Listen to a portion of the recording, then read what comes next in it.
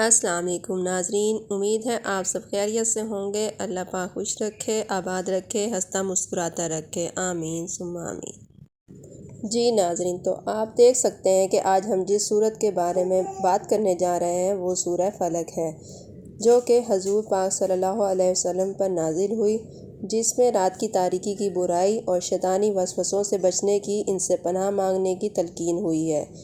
تو آئیے جانتے ہیں کہ حضور پاک صلی اللہ علیہ وآلہ وسلم کو رات کی تاریکی کی کس برائی سے بچنے کی تلقین کی گئی۔ کہو کہ میں صبح کے پروردگار کی پناہ مانگتا ہوں ہر چیز کی بدی سے جو اس نے پیدا کی، اور رات کی تاریکی کی برائی سے جب اس کا اندھیرا چھا جائے۔ کیا آپ کو معلوم ہے کہ رات کی تاریکی کی برائی کا کیا مطلب ہے؟ اللہ نے حضرت محمد صلی اللہ علیہ وسلم کو رات کی تاریکی کی برائی سے خود کو محفوظ رکھنے کا حکم کیوں دیا؟ اور رات کی یہ تاریکی اصل میں کیا ہے؟ اور کیوں یہ سورت اللہ کی پسندیدہ سورت کہلاتی ہے؟ تاریکی کی ایسی برائی جس سے بچنے کے لیے اللہ نے حضرت محمد صلی اللہ علیہ وآلہ وسلم کو فلق یعنی صبح کے رب کی پناہ مانگنے کا حکم دیا۔ تو اس کا کیا مطلب ہوا؟ تاریکی کی یہ برائی اصل میں ہے کیا؟ جب آپ کو یہ معلوم ہوگا تو یقیناً آپ حیران رہ جاؤ گے، کیونکہ اس صورت میں فرمایا گیا ہے کہ میں صبح کی روشنی کے رب کی پناہ مانگتا ہوں اس تاریکی کی برائی سے جب وہ پھیل جائے، اور گرہوں میں پونکنے والیوں کے شر سے، اور حسد کرنے والوں کے شر سے جب وہ حسد کرے۔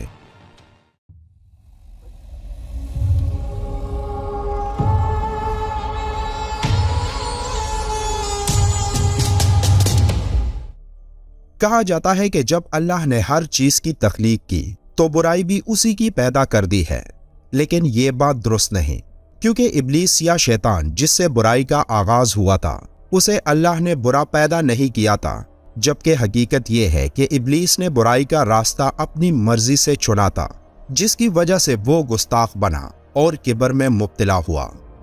قرآن کی آخری 2 سورتوں میں اللہ نے اپنے آخری نبی صلی اللہ علیہ وآلہ وسلم کو وسوسوں اور برائیوں سے اللہ کی پناہ مانگنے کا حکم دیا ہے۔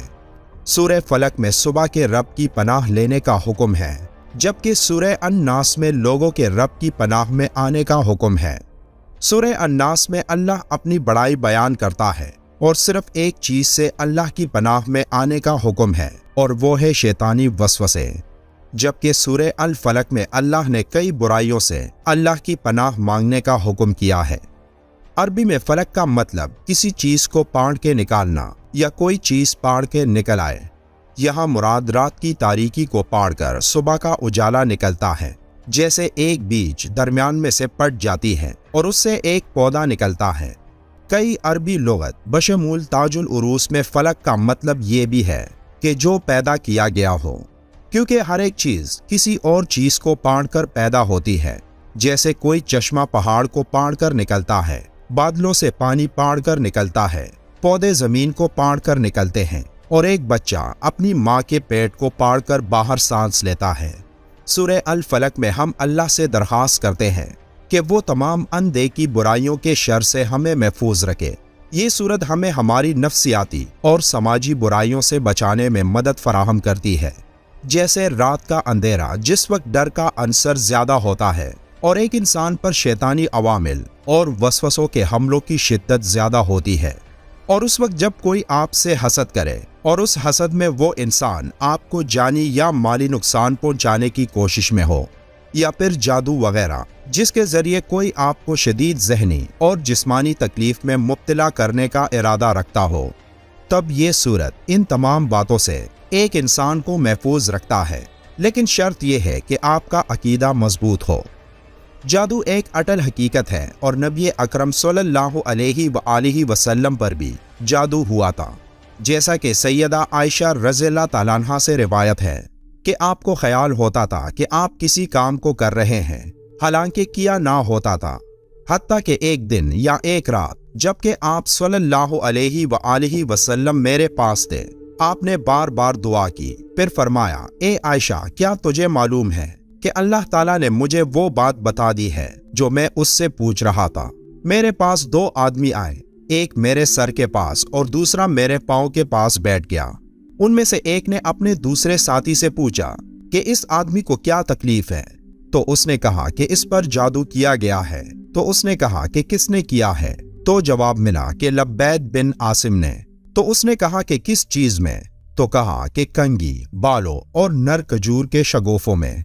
फिर कहा कि वो कहाँ है? तो जवाब मिला कि बेर ज़रबान में। फिर आप सल्लल्लाहु अलैहि वसल्लम ने सहाबा को फरमाया कि वहां जाकर उस जादू वाली कंगी को वहां से निकालो, और जब भी उसमें मौजूद एक सुई को निकालो तो सूरह अल फलक और सूरह अन-नास की एक एक आयत पढ़ना।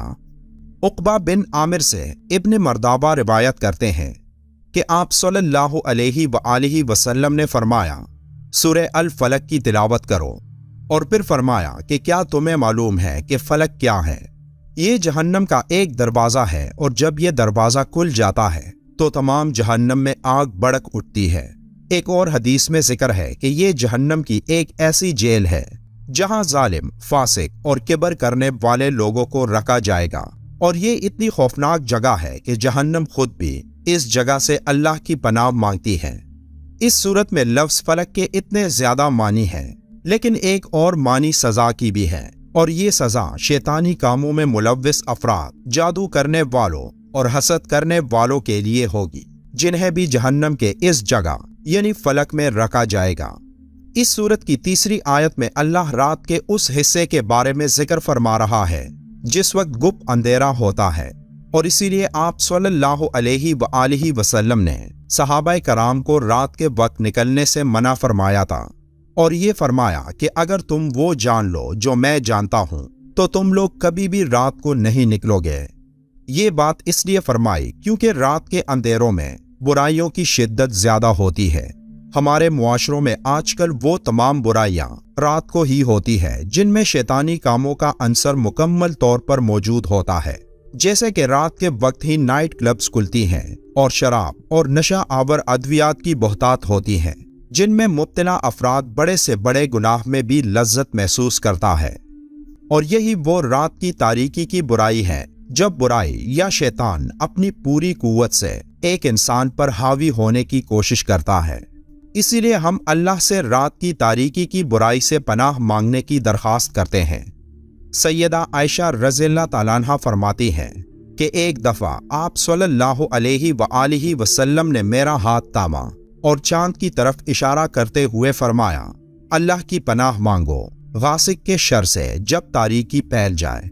आज जदीद साइंस ये बात तस्लीम करती है कि एक इंसानी जिस्म पर चांद की मैग्नेटिक ताकतों का गहरा असर होता है, और इसी असर से लोग ज्यादा पुरतशद्दुद हो जाते हैं। इसलिए कई अफसानवी दास्तानों में एक इंसान का मुकम्मल चांद होने पर एक बेड़िए में तब्दील होने की कहानियां दर्ज हैं, क्योंकि रात के वक्त एक इंसान पुरतशद्दुद बन जाता है।